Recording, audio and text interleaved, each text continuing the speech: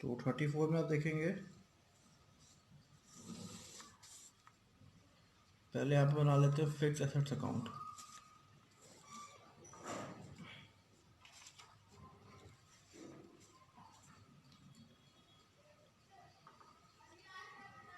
Fixed assets account. तो fixed assets account में क्या क्या डिटेल दिया हुआ है। पहला है टू बैलेंस बीडी, उसके बाद दिया हुआ है बाय बैलेंस सीडी, ये भी गिवन है। ये आपका आ जाएगा 2,20,000 रुपीज़, और इसको देखेंगे तो आ जाएगा 3,75,000 रुपीज़। ठीक है, अब इसको बैलेंस कर देंगे, बैलेंस कर देंगे तो 375 इधर और 375 इधर। ठीक है, तो पहले हम लोग वर्किंग नोट फटाफट कर लेंगे, फिर क्वेश्चन बनाएंगे ना। टू बैंक बैलेंसिंग फिगर,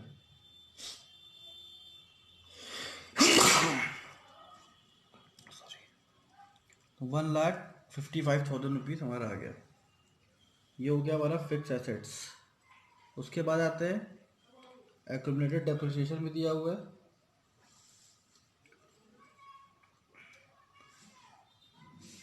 उसके लिए अमाउंट कितना दिया हुआ है, एक्यूमुलेटेड डेप्रिसिएशन 52 और 36। ठीक है, तो अब इसके नीचे हम लोग एक्यूमुलेटेड डेप्रिसिएशन फाइंड कर लेंगे। तो देखिए ये सब चीज़ें पहले कर लेंगे ना तो आपको थोड़ा इजी रहेगा क्वेश्चन लगाने में।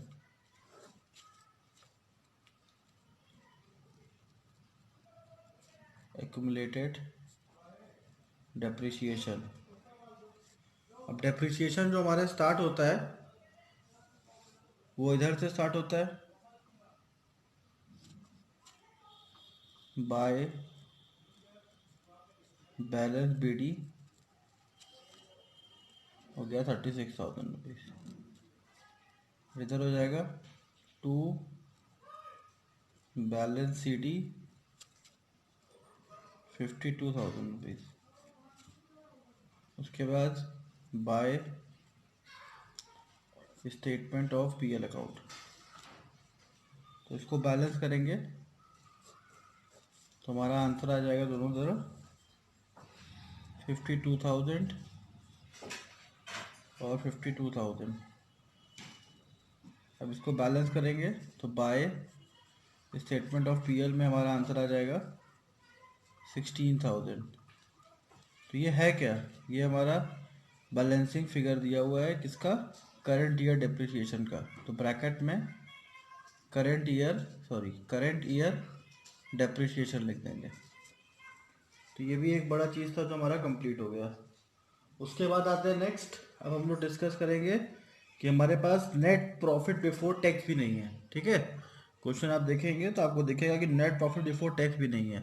तो पहले जो हम लोग टेक्निक यूज़ करते थे, क्या करते थे, पहले जो साल का है उसको घटाए करते थे, और उसके बाद प्रपोज डिविडेंड भी कुछ दिया हुआ है प्रीवियस ईयर और करंट ईयर का टैक्स का। ठीक है, तो उसको देखते हैं क्या क्या चीज़ दी हुई है, पहले उसको सही करके फिर हम लोग क्वेश्चन स्टार्ट करेंगे। ठीक है, बगल में ही कर लेते हैं, ज़्यादा समय नहीं लगेगा।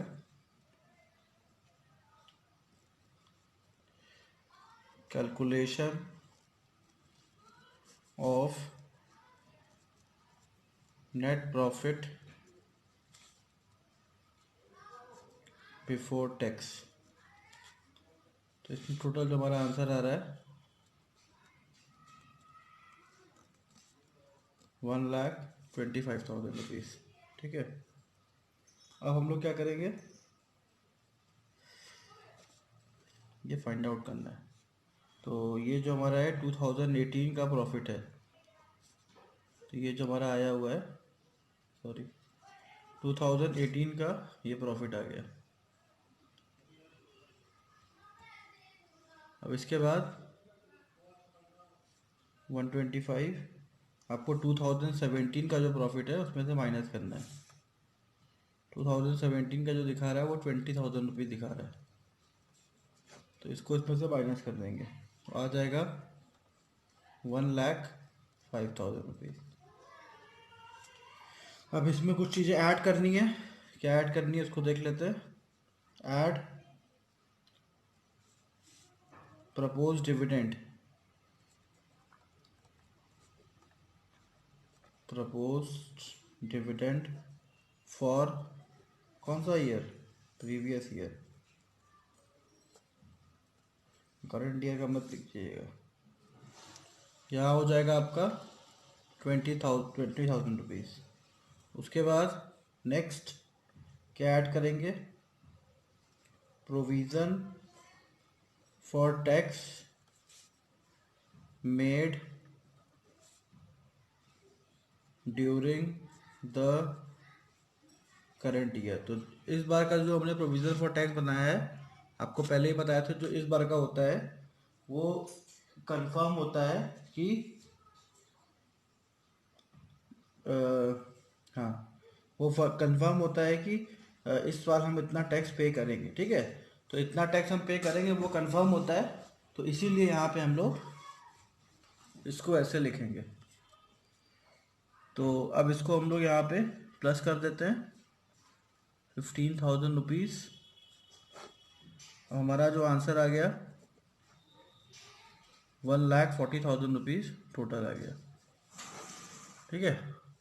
यहाँ तक का हमारा जो प्रॉब्लम था वो सब सॉल्व हो गया। तो 1,40,000 क्या है, net profit before tax, net profit before tax. यहाँ पे ये चीज़ कंफर्म हो गया है कि कितना हमारा, कहाँ से हमें स्टार्ट करना है, ठीक है। तो ये चीज़ आप लोग भी अगर क्वेश्चन लगाते हैं तो इस टेक्निक को यूज़ करिए कि जितना फिक्स एसेट्स है उस पर डेप्रिसिएशन लगा दीजिए, जो भी कर सो करना है, ठीक है। और जो भी एग्रीमेंटेड डेप्रिसिएशन है उसके बैलेंस को क्लियर कर लीजिए।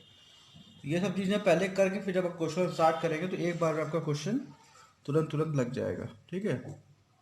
तो इस चीज़ को आप लोग भी यूज़ करिएगा।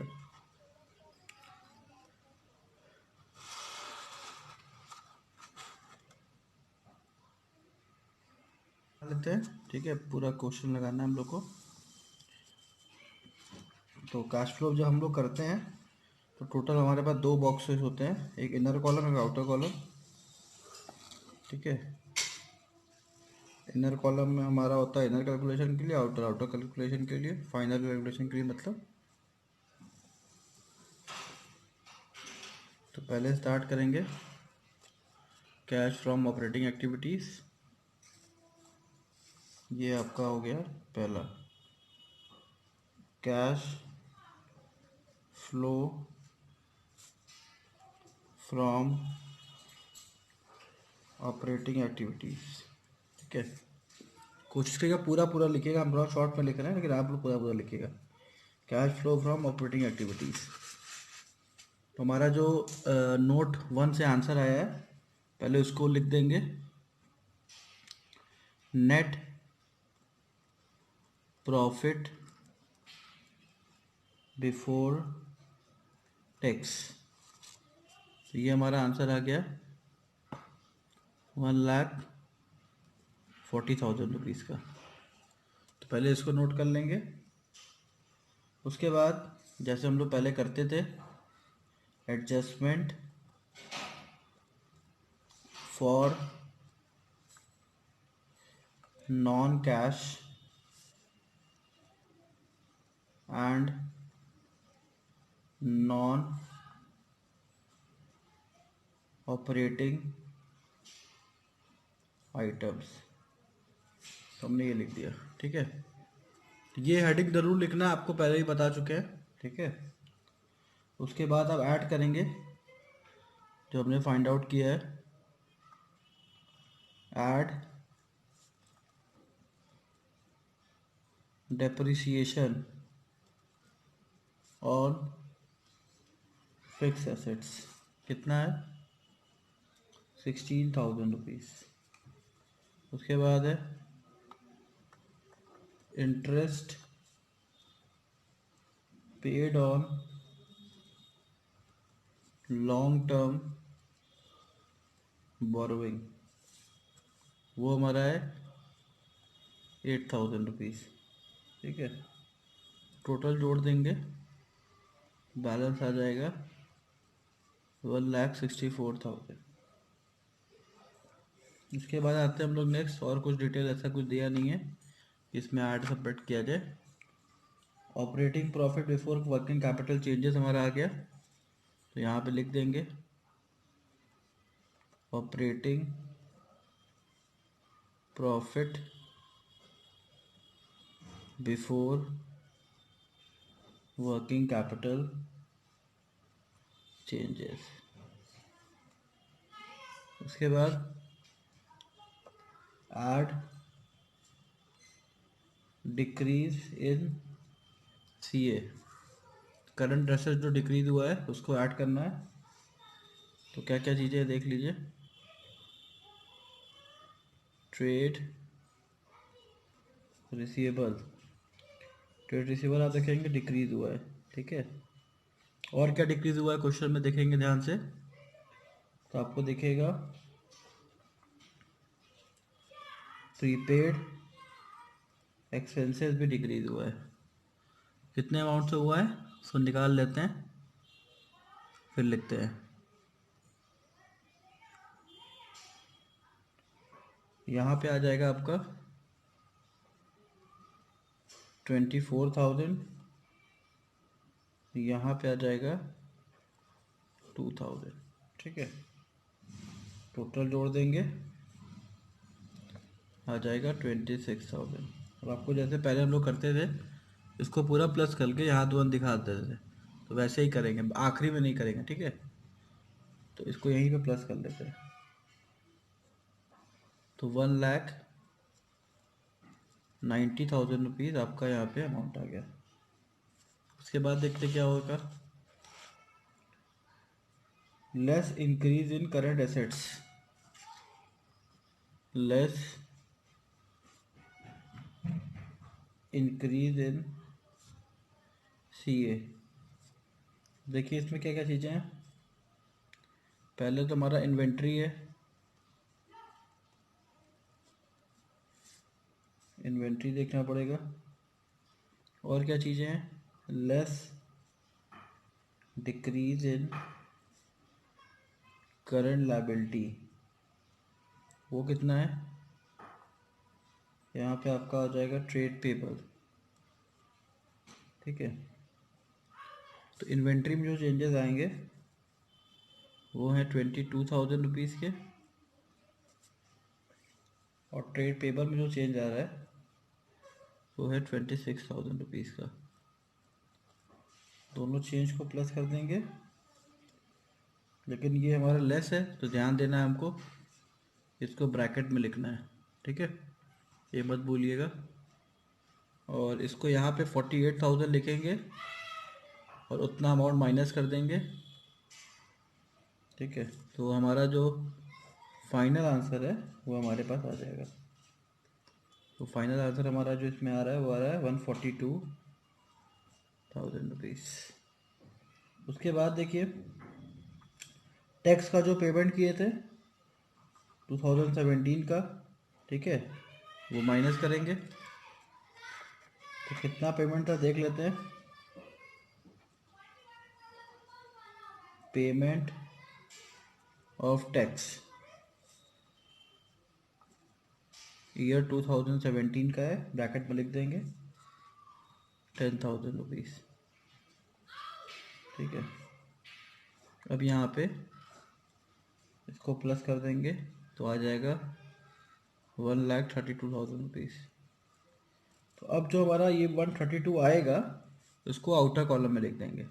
ठीक है, तो ये जो फाइनल आंसर्स है वही आपके आउटर कॉलम में जाएंगे, कि आपको इस पर ध्यान देना है। ठीक है, तो हमारा cash flow from operating activities यहाँ पे कंप्लीट हो गया, 1,32,000 आया। अब हमको कर रहा है cash flow from investing activities और फाइनेंसिंग एक्टिविटीज़। ठीक है। Point number B, cash flow from investing activity. तो इसमें ये आपको ध्यान देना है, इन्वेस्टिंग एक्टिविटी का मतलब आपको समझा चुके हैं पहले भी। तो इन्वेस्टिंग एक्टिविटीज़ का मतलब होता है कहाँ कहाँ हमने पैसे इन्वेस्ट किए हुए हैं। ठीक है। तो जो भी हमने परचेज किए हुए हैं वो हमारा माइनस जाएगा, और जो भी हमने सेल किया है वो प्लस प्लस जाएगा। तो परचेज माइनस क्यों जाता है? क्योंकि परचेज जब करते हैं तो हमको पैसे देने होते हैं। ठीक है। और जब सेल करेंगे तो पैसे आएंगे। तो यहाँ पे अब देखते हैं क्या परचेजेस हुए हैं। तो फिक्स एसेट्स एक बार चेक कर लीजिए, क्या फिक्स एसेट्स क्वेश्चन में दिया हुआ है। तो देखिए यहाँ पे पहले जो हमारा फिक्स एसेट्स था 184 का था। अब जो हमारा फिक्स एसेट्स है वो कन्वर्ट हो गया है 3,23,000 में। ठीक है। कितने का डिफरेंस आ रहा है? तो इसके अलावा और कुछ अलग से नहीं दिया हुआ है। बोरोविंग है, ये है, ठीक है। तो इसका मतलब हो गया कि हमने यहाँ पे एसेट्स को परचेज किया है। जो भी हमारा डिफरेंस आ रहा है वो एसेट्स हमने परचेज किया है। ठीक है। और ये चीज़ हमने नीचे इसको निकाल भी लिया है। ठीक है। तो फटाफट खाली माइनस ही करना है। देखिए एक चीज़ समझिए, माइनस करके आंसर तो आ गया था हमारा 155। ठीक है। हमने एसेट्स अकाउंट इसलिए बनाया ताकि क्वेश्चन में एग्जामिनर को दिखाई दे कि हाँ हमने ऐसे आंसर लाया है। ठीक है। तो एसेट्स के कंडीशन पे और एक्यूमुलेटेड डेप्रिसिएशन के कंडीशन पे ये आप भी ध्यान रखिएगा कि डायरेक्ट माइनस करके आंसर मत लाइएगा। ठीक है। बाकी चीज़ों में आप करिए, कोई दिक्कत नहीं है।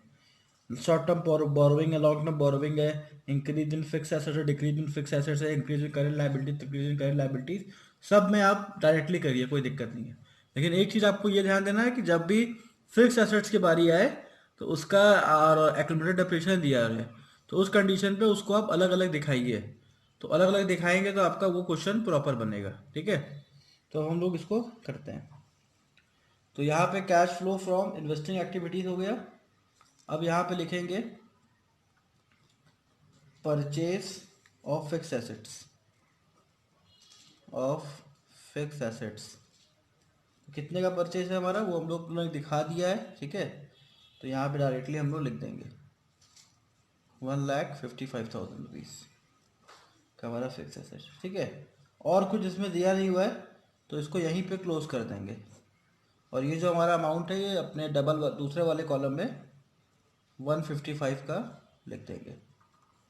ठीक है। तो ये हमारा कंप्लीट हो गया।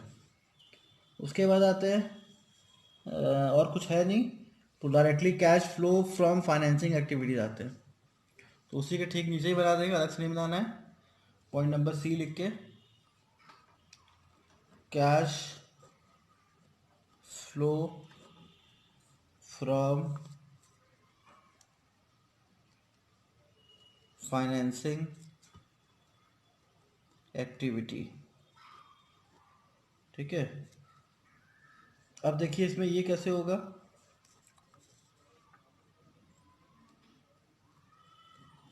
Proceeds from long term borrowing.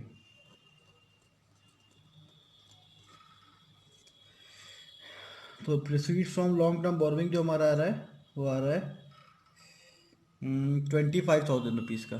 ठीक है। तो लॉन्ग टर्म बोरोविंग हो गया हमारा 25,000 रुपीज़ का। उसके बाद पेमेंट ऑफ डिविडेंड किया हुआ है हम लोग ने, पेमेंट ऑफ डिविडेंड 2017 का, वो आ जाएगा यहाँ पे 20,000 रुपीज़ का। ठीक है। उसके बाद पेमेंट ऑफ इंटरेस्ट जो हुआ है वो हुआ है 8,000 रुपीज़ का। तो अब यहाँ पे जो हमारा आंसर आ रहा है इसको बोलेंगे net cash used in financing activities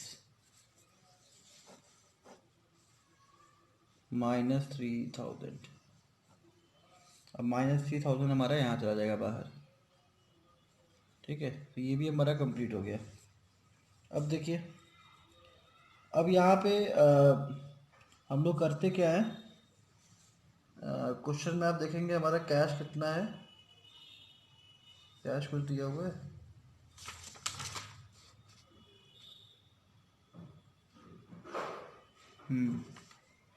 cash का डिफरेंस देखिए कितना आ रहा है। पहले कैश कितना था, अब कैश कितना है। पहले 59 था, अब 33,000 है। ठीक है, इसका डिफरेंस माइनस कर लीजिए तो आपका आ जाएगा इधर 26,000 रुपीज़ माइनस में। ठीक है, यही आपको कैश का अभी यूज़ करना होता है। ठीक है, तो ये आप ध्यान रखिएगा। अभी तक हम लोग कैश को टच भी नहीं कर रहे थे, लेकिन जब क्वेश्चन ख़त्म होता है तो यहाँ पे हमें करना होता है। तो हमारा कैश यहाँ पे कम हो रहा है। Net decrease in cash and cash equivalents, ये हो जाएगा हमारा माइनस में जा रहा है 26,000 रुपीज़। उसके बाद क्या है, cash and cash equivalent in the beginning of the period. अब बिगिनिंग ऑफ द पीरियड में आप देखेंगे कैश और cash equivalent beginning of the period क्या था। ठीक है, तो ये ध्यान रखिएगा थोड़ा सा यहाँ पे कि इस तरीके से आपको क्वेश्चन लगाना है। तो यहाँ पे ऐड करते हैं हम लोग जो बिगिनिंग वाला कैश था, ऐड कैश एंड कैश। ये आप लोग एक बार फॉर्मेट ध्यान देंगे ना तो आपको दिखेगा ये सब चीज़। Equivalents in the beginning of the period. तो cash and cash equivalent beginning of the period जो हमारा था 59,000 रुपीज़ का था। अब इसको हम यहाँ पे ऐड कर देंगे तो हमारा फाइनल वैल्यू आ जाएगा 33,000 रुपीज़। इसको हम क्या बोलते हैं, इसको हम बोलेंगे cash and cash equivalent at the end of the period. ये आपका आंसर आ गया। ये आपका 33,000 रुपीज़ यहाँ का है। ठीक है, यही आपका फाइनल आंसर है।